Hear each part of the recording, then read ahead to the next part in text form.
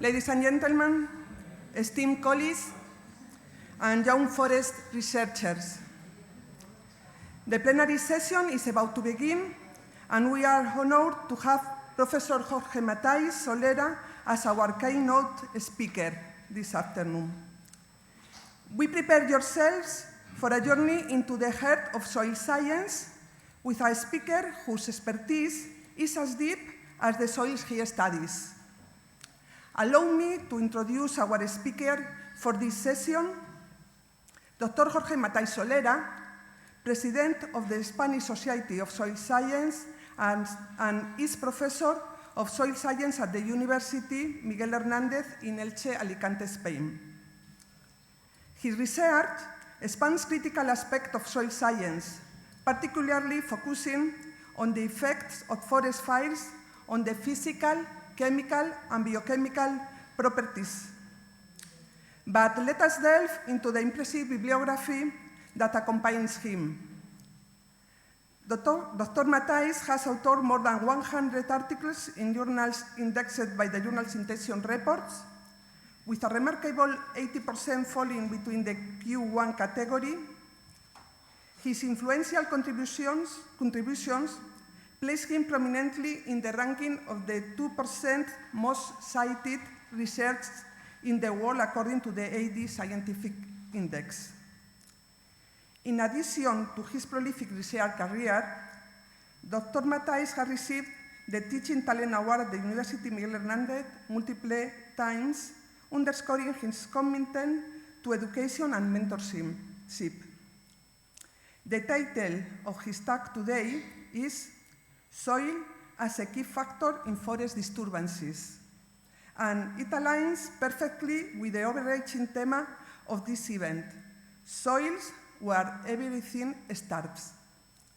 Without further ado, let us warmly welcome Professor Matáis. Thank you very much.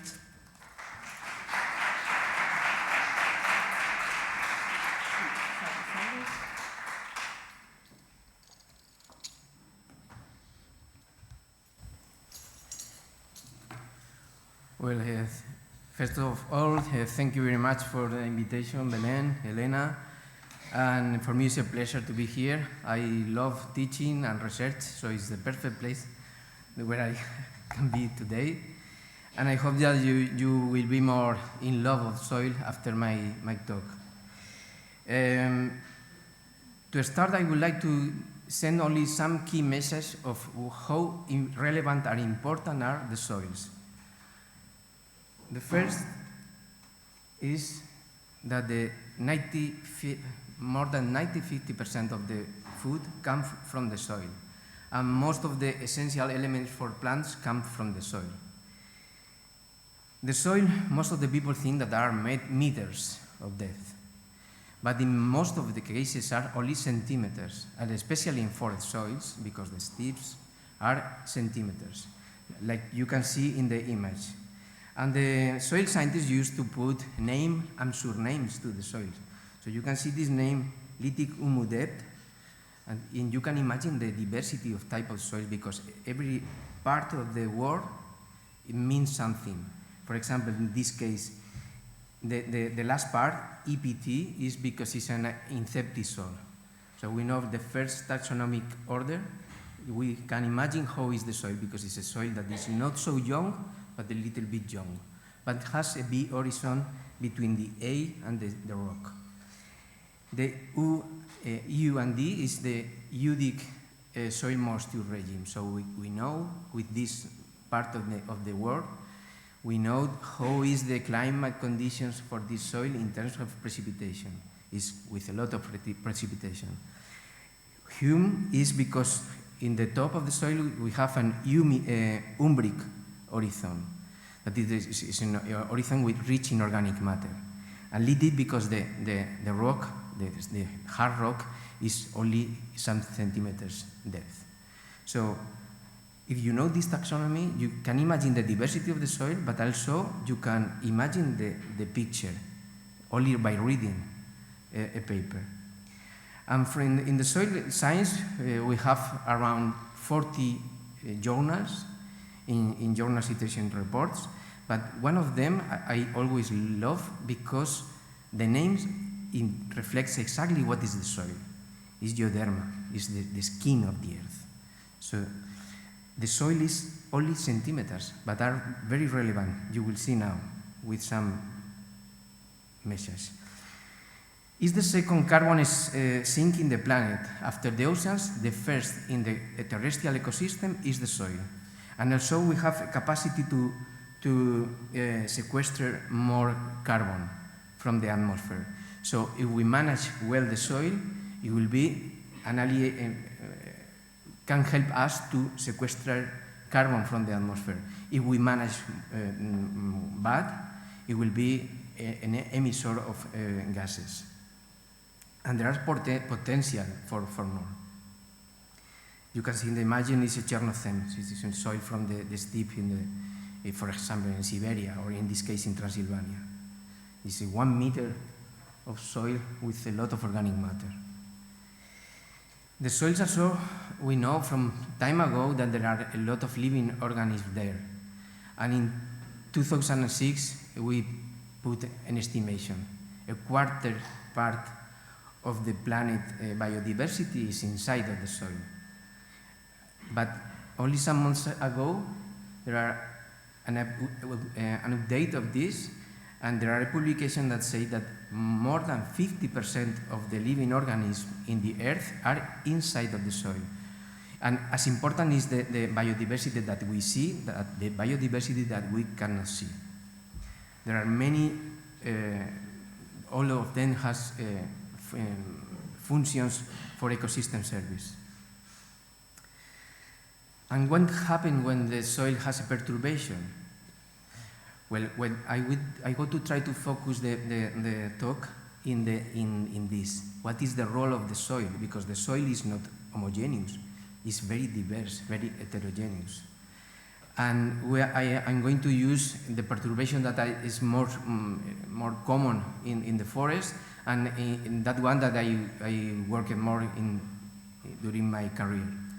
That is the fires. So to start, also some key messages about the fires. Fire is not good or bad. Fire is a factor, it's a natural factor in the most of ecosystems. It's a global phenomenon. The problem is the distortion of the natural fire regimes across the world. More or less, the half of the planet has fire regimes different than the ones that they have to be, because of has more frequency or less frequency, or fires with more intensity than normal, different. And this is the problem, not the fire. Also, extreme fire events are more often. We are seeing in the last decades here. In our case, mainly because the abandon of the land use in the rural areas and the continuity of the fuel in the forest. We have more forests now than decades ago. And fire is more present now in non-adapted ecosystems. Mediterranean is a very good ecosystem adapted to the fire, but other places not. So I will show you with some examples. What is the factors controlling the fire effects in the soil? Well, one of the most important that probably if you work with fire you know is the fire intensity and severity. Are two different concepts, related but two different concepts. Fire intensity describes the physical combustion process of energy released from organic matter. In these pictures you see a prescribed fire with a low fire intensity, and in the right a high intensity fire. And fire severity is the degree of environmental change caused by the fire, with different pitches, low severity and high severity. Used to be correlated, but not always, because sometimes you have a fire that go or spread by the crowns of the trees, but it's not affecting to the soil. And it's a high intensity fire for vegetation maybe, but not for the soil. It depends how is the type of the fire. Another factor important is which temperature is registered in the soil. Soil is a very good isolator of the heat, but the first centimeters can suffer, and as you see before, we have only centimeters, and in the top is the more fertility part, and the part that is in contact with the atmosphere, with the hydrosphere, that we have to help to restore. So in this figure, you can see this in green color is the biological part of the soil. With only 150% of degrees, the soil suffers in terms of biota. Chemical properties, independent of the property, you will see some change in soil organic matter, maybe decrease, maybe increase, depending on how is the behavior of the soil. You can see also transformation of the soil organic carbon to pyrogenic organic carbon. This is a carbon different, from increasing pH, etc. In terms of physical properties, I will show you some examples from different studies, but we can see different behavior depending on the type of the soil. Another factor, the topography is very important. It depends if you have the steep slope, the angle, the length of the slope. In the Mediterranean, we have the lucky that most of the forest is now in old terrace abandoned from agricultural land use before. So we have terraces that are protecting the soil. But in some cases, you have this type of slopes, and this is an important factor controlling what is happening after the fire. The fire recurrence is also important to know the history of the place. It's not the same that if a forest has not been burned in the last 50 years, that it has been burned in the last 15 years. Maybe it's not ready for again, has this perturbation. And also this factor is, I call the lucky factor, because the post-fire meteorological conditions can control a lot what will be the direction of the restoration or not. If we have a heavy rainfall, bad. If we have a period of drought, or very dry year, very bad. This year is very bad for the fires of the last summer and the last 2 years, because it's affecting because there are no water to try to restore. Which is the best precipitation after a fire? Snow, because it's water dropping without the impact, without breaking aggregates, so it's the perfect precipitation after a fire. And now I go to talk a little bit about the soil, which is the role of soil type, the voice of the soil here. I say that the soil is a diverse medium, which you can see in the pictures, very heterogeneous. So it's logical to understand that different type of soils will respond in different way to a perturbation. And in the case of the fire, I will show you examples of this. So we cannot say what happened after the fire. It depends on many things, but one of them is the type of the soil. And it's not necessary to go from here to Russia to see another soil. For example, these two soils are from my province, from Alicante. The distance is only 30 kilometers. What is the main difference between these two soil profiles? The age. One is very young soil, developed over miles, and the other one, the red one, is a very old soil, the oldest soil that we have in the Mediterranean. And this is the Terra Rosa, commonly known, developed over limestone after a karstic process. This soil suffer a lot after a fire. This soil has an ability, is like very clever to respond to the fire. I will show you now in some examples. So we can do a travel. I really like a lot to travel, so we are going to do a travel to some places. I choose for this talk some places because I have not a lot of time, but I want to compare some examples from studies in the Mediterranean basin with other in Peru, in Arequipa, and another one in Patagonia, in Chile, in Torres del Paine, with very different type of soils. One of the properties that responds very different to the fire depending on the type of the soil is the soil water repellency. Soil water repellency is a property that a dry soil cannot absorb the water. Most of the soils, the mineral soils, are hydrophilic. So if you put a drop of water, you cannot see the shape of the drop. Immediately it's absorbed because the difference of the surface tension. But some soils has organic compounds covering the mineral surfaces, and then the drop remain there. If it's more than 5 seconds, we consider some hydrophobic, but could be hours. Then this is a dry soil with drops of water over the surface. This is not the problem if the soil is covered with vegetation, because finally the drops will go there. But if the soil is without vegetation, is bare, because of fire or something, then we have a problem, because if we have some slope, something, the drop is not going immediately, and it's runoff. So the runoff is two problems. One is because it's causing erosion if it's moving more drops, and also it's a problem in the site because the water is not going into the soil, so it's not helping to put in active the microorganisms and the plants. The causes of water repellency are different. It's not only with the fire. There are, for example, plant roots can provide lipid-rich organic matter, surface wastes from plant leaves, fungal lipids, but also the fire.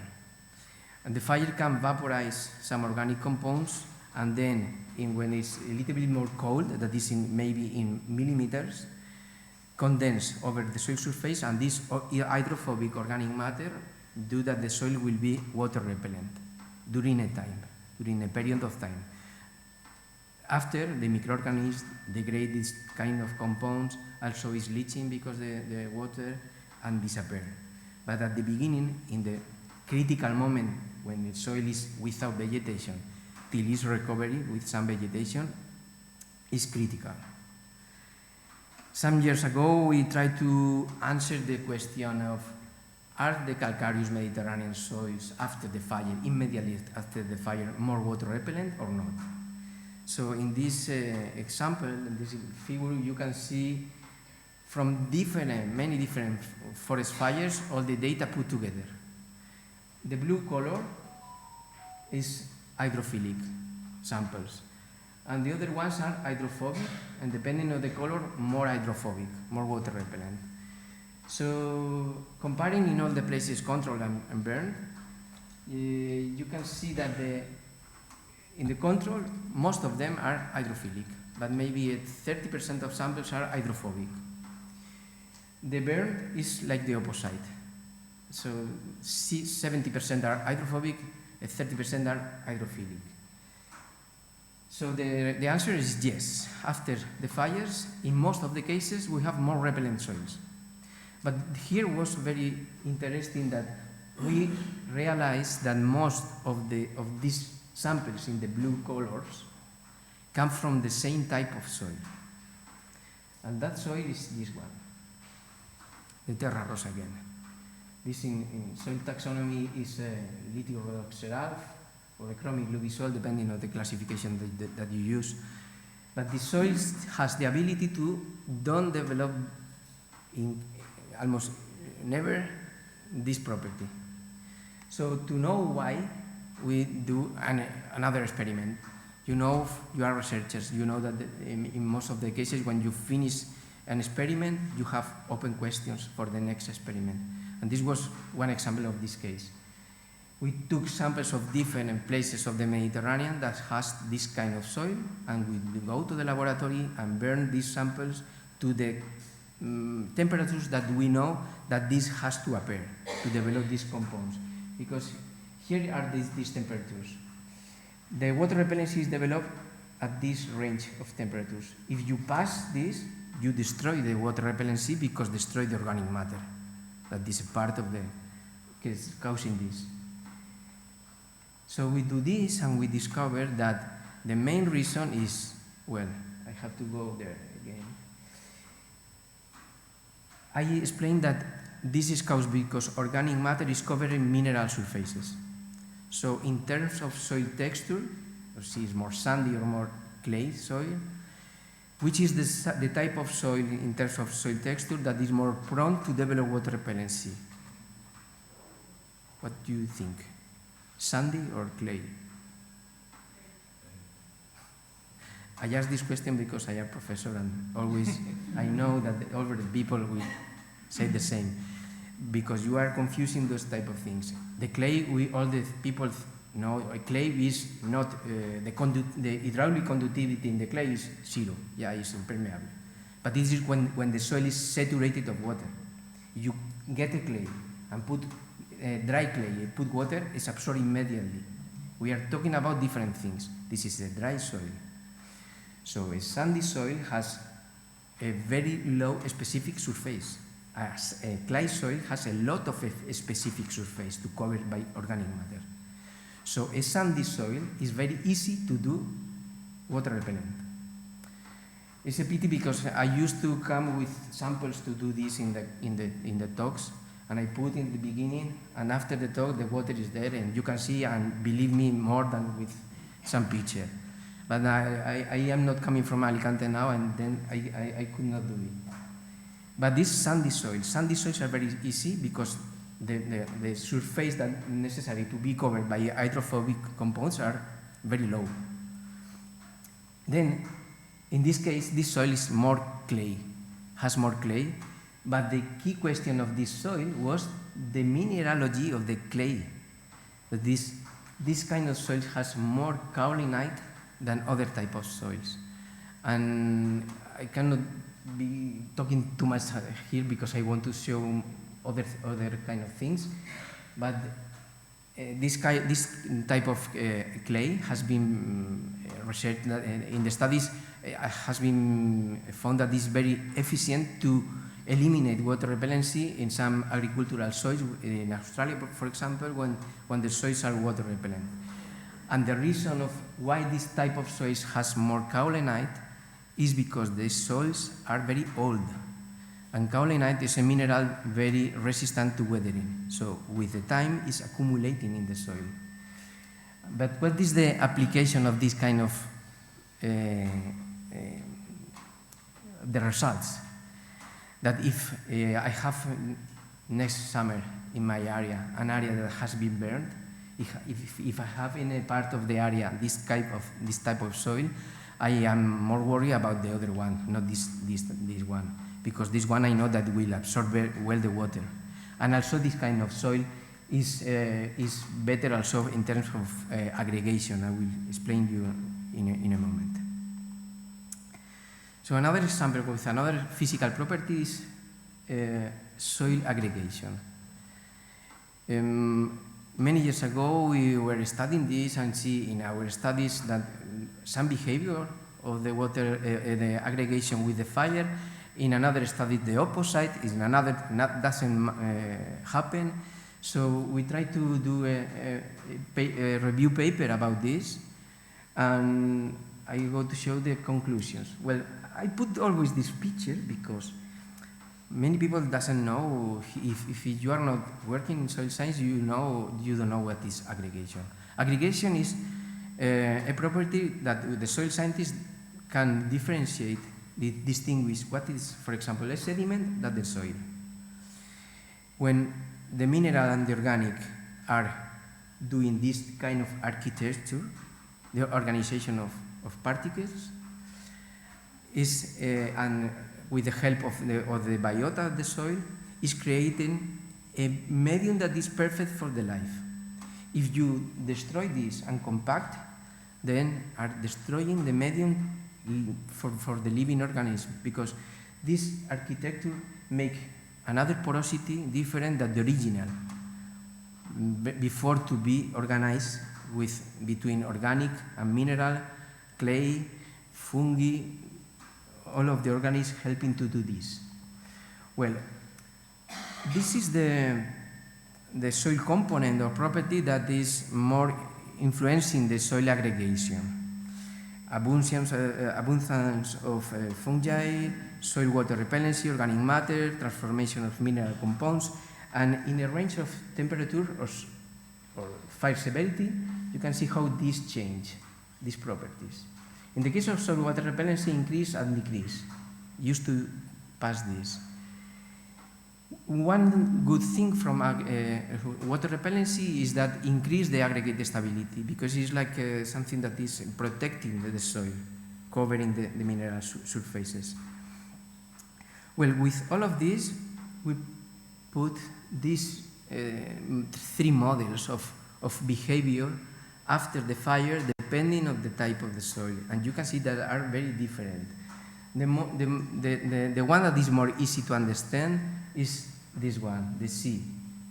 The sea is, I can read, a sandy soil which is water repellent initially and has organic matter as principal binding agent. It means the organic matter is, I don't know how is the name in English, the pegamento. Yeah, the glue of the particles, and is depending of this. Then, if the fire severity increase, this is destroying. The B is the soil with organic matter as principal binding agent. Then original is hydrophilic, but increased the water repellency in a range of temperatures, and then decrease. And the other one is a soil with more clay content, calcium carbonate, iron, and aluminium also as principal binding agents. So it's not only depending on organic matter, depends on others. So we see the opposite. And the opposite is that the aggregation is becoming stronger, like impossible to be broken. It's like this one, in high. But this is because it's affecting organic matter, it's affecting the mineral compounds in the soil, and producing a recrystallization of iron, aluminium, and doing the clay more strong. It's like when you do ceramic in an oven. Yeah? Is this good? No, it's not good, because all the organic part of the soil has been destroyed. The living and non-living organic matter is destroyed. But in terms of hydrology and resistance for erosion, the behavior is different. Then I go to show a couple of examples of different parts of the world with different types of soils. This is a study that we did in Torres del Paine in Patagonia, in Chile. Torres del Paine is located in Región de Magallanes, in Antarctica chilena, and one of the interesting things is that in the natural park we have some areas that the rainfall is only 300 millimeters, and another ones that is a lot, more than 1,500 millimeters. So the plant communities is very different between the different areas, from Patagonian steppe to pre-Andean scrub, xerophilic or more mesophilic, to Magellanic forest. And a key thing here is that the soils are very young. We have to take into account that all of this area was covered by ice in the last glaciation. And it's only in the moment that the ice is removed when start the time for the soil formation. So 18,000 years for a soil in a cold area is almost nothing. It's a baby soil. It's a baby. And it's not time enough to create this organization, this architecture, this aggregation. In 2011 was a big forest fire affecting around 18,000 hectares, and a team of University of Santiago de Chile was studying the recovery of vegetation, monitoring all these areas. So in some years later, 80 years later, asked me to do a research together with them in the same places, but to know the status of the soil. and how the fire and the post-fire events affected to the soil. So this is the 5 of the areas. This is the area that the vegetation is more steppe and scrub. The more fragile one because the rainfall is only 300 millimeters, and the other ones are more with scrub and Magellanic forest here. This is a picture 8 years after the fire in one of the transitions between scrub and forest. It's a place that is beautiful even being burned. This is the soil. It's a scarce development. This is a moraine, glacial moraine, and in these sediments are forming soil. 75 of samples show water repellency without difference between burned and unburned. In this case, it was a natural property in these soils because the soil are very sandy and there are a lot of organic matter for the vegetation that are there. So the combination of these two factors are creating a very hydrophobic soil that, as I told you before, is not a problem if the vegetation is there, but when the vegetation is removed, we have a problem there. And especially in this kind of places, because not only the water erosion, also because the wind. In these places are blizzards, that is heavy, strong winds in a period of the year, because the difference of temperature between the glaciers and the earth. And then after a fire, the main problem is ash, that their nutrients are removed, and also soil particles, because there are not aggregation. If we see the area 1, that is the one that is more to be worried, you can see this graphic is without vegetation, bare soil. 8 years after the fire, we have a proportion of soil without vegetation, and very different in this case with this one. This is controlled, this is burned. So almost half of the soil surface are without vegetation. In terms of organic matter, different areas, different behavior. In most of them, 3 of them, loss of organic matter. In one of them, increase of organic matter because the behavior of the fire and no problems after the fire in this area. But most of them decrease, and like this one. If we see this is the total content of aggregates. It's not the aggregate stability, it's the proportion of sample that is forming aggregates. So we see that less than 50% of the soil of the sample is soil. The rest is sediment. And in this case, we have very few soil and losing during these years. So in conclusions of this study is the water repellency is natural property in these soils, the combination of the high sand content, low specific surface area, and high organic matter make this soil very susceptible to develop water repellency. And since this soil has a scarce development of a structure, make them, together with the water repellency, very vulnerable to the erosion process after the fire. Another one that is also very recent, and in this case we have not published still the results of this, is in an area in Arequipa in Peru. Arequipa is located in an altitude more than 2,000 meters above sea level. It's an arid area. The precipitation is less than 100 millimeters. Maybe some of you are thinking, what about talking about forest fires in an area that is with this precipitation? Well, the question is, Arequipa is around Arequipa there are big mountains arriving till 6,000 meters above sea level. There are three volcanic mountains, and the study area is here. And in this area, the precipitation increased for the altitude from 100 to around 400 millimeters. But this 400 millimeters is concentrated in only 2 months. So the rest of the year are without vegetation. It's a critical place. It's an area mostly dominated by the scrubland, like in the first term, but also this part more dark is a forest of Kenya, and Kenya has not a strategy of, not an adaptation to the fire, so has not a strategy to recovery after the fire.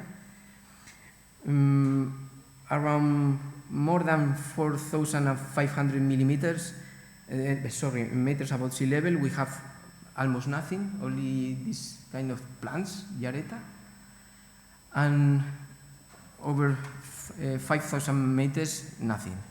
So you can imagine, in Arequipa, almost nothing of vegetation because the aridity. In the top, almost nothing because the altitude. And in the middle is like an oasis of vegetation. And this oasis of vegetation is very important. And the forest managers here are very worried about this. And exactly if in 2018 was big forest fires affecting around 2,000 hectares, and the soil is a torripsament. Torripsament is a very young soil, very sandy soil in an arid area. Well, we introduced for the study here another factor is the type of vegetation, because the vegetation is very patchy, and we have some plants like berberis that is the biggest one, so we can expect more combustion, more heat transferred to the soil, and another one that is the Parastrepia, that is very also dominant in the area, but it's smaller. So we do a first soil sampling in 2021, so 3 years after the fire, and another sampling in 2022. Some samples, some pictures of the samples. We do analysis of all physical, chemical, and biochemical and microbial properties, a part in Peru, a part here, and some results, because are impressive, the level of degradation of this kind of place. Soil organic carbon. You can see here control and burn. Berberis, the difference are amazing. Here also, but mainly in this species, because there are more fuel, more bigger plant, more combustion, and more direct effect to the soil. In total content of aggregates, in bulk density, that it means compaction of the soil. You can see how we increase the compaction of the soil. The water repellency, 100% of the samples burned or unburned, and both species are water repellent. But from this graphic, we can see that burned under berberis has more colors. No? These are more variability, but also extreme water repellency in some of them. Microbial biomass carbon, basal respiration, enzymatic activities, all with difference in most of the cases, and especially in berberis. This is the first soil sampling. This is putting all together in a PCA analysis. The groups are separated clearly 1 year after, and also after a very extreme event of rainfall, we have more degradation. And it's not the common that we see here, for example, in the Mediterranean. There are some review papers from some colleagues in the Mediterranean, and in the most of the cases, after 3-4 years, we are recovering the most of the soil properties in the most of cases. So here, big problem. Well, these conclusions I don't go to read because it's more or less the same, and I go to finish with one more example of perturbation after the fire. In some cases, the problem is not the fire, it's what we do after the fire. We can do something more damage after the fire than the fire. This was in the Sierra de Mariola in Alicante in around 10 years ago, or 12 years ago. The soil is several times developed from marls. Marls is a type of rock very vulnerable to degradation, to erosion, because it's a clay with calcium carbonate.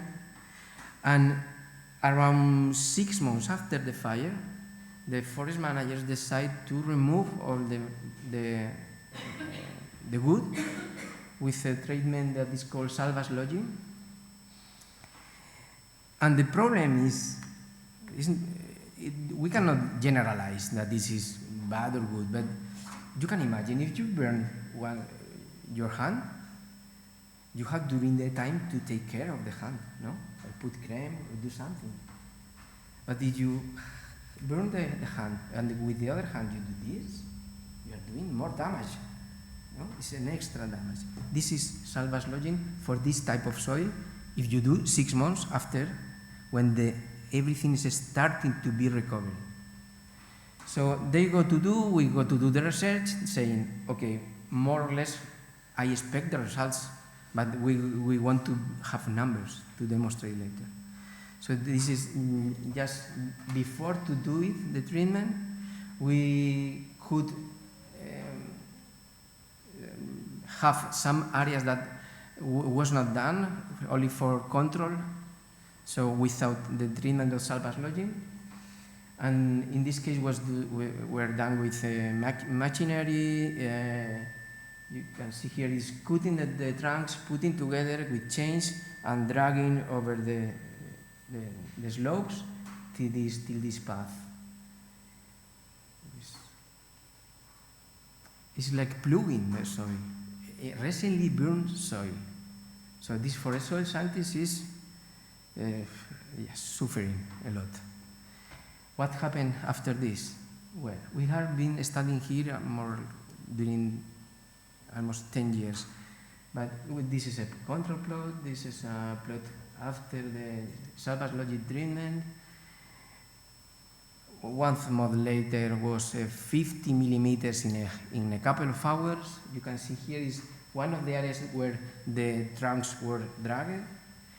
This do a mechanical channel that later the runoff is concentrated there. So this gully was created because the mechanical movement of the trunks and later the rainfall. But the plots are not here, obviously, are in the rest, and the laminar erosion also was impressive. This is a paper published after 2 years, with the first 2 years of monitoring, and the graphical abstract is, you can see here that in the control that is burned, but without salvage lodging, we have stable during these 2 years in most of the properties, and the microbial that was down because the fire was recovering during these years. In the salvage lodging, everything going to decrease, and the microbial recovering, but a little bit only, never reaching these levels. We have studied here everything, almost everything. The microbial community, there is a paper only talking about the nitrogen cyclers was affected because the salvage lodging. There was a recent PhD thesis that has been only focused in the mosses.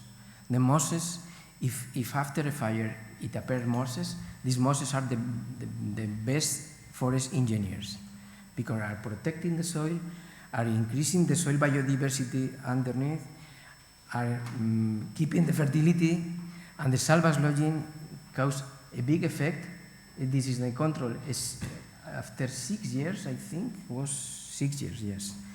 78% of the soil was covered by mosses. In the salvage lodging, only 53%, but also the microbial properties are better below the mosses that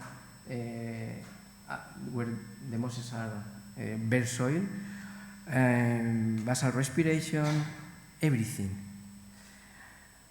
And the last paper of this PhD thesis was how a treatment that is understood that is very good for protect the soil after the fire if we have an emergency because there is a risk of erosion is an application of mulch or a strong mulch or good mulch, and it's good to protect the soil.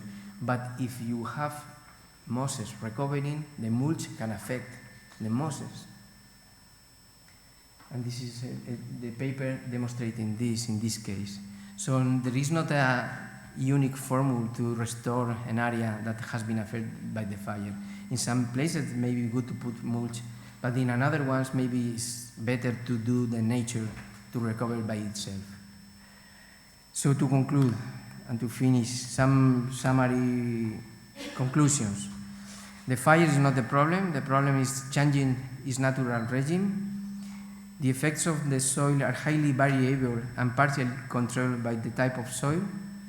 Decisions on post-fire management must be done after evaluation of the affected area, possibilities on non-intervention, add with some emergency treatment like mulching, or to improve soil conditions to accelerate the recovery, like maybe organic amendment, must be decided at local scale. Improper post-fire management can cause more damage than the fire. Short, medium, and long-term post-fire strategies should be planned by multidisciplinary teams: forestry, ecology, botany, from geography, from sociology, and of course must include soil scientists. Post-fire management must take care of the soil and take the advantage of the circumstance to achieve future forests that will be more resilient with the fires. We have to think about that the forest that we will have in 20 years will be different because of the climate change. So we can take the opportunity to have a forest more adapted to the new conditions and to the fires, because fires will be. The last one is that I always want to finish with this sentence, that disseminate what we know is as important as research it, because if not, it doesn't have sense. And thank you very much. This, of course, all of these are examples of work that is not only from me, it's from a lot of people, from different places, from my department, people that were and now is in another place. So thank you very much.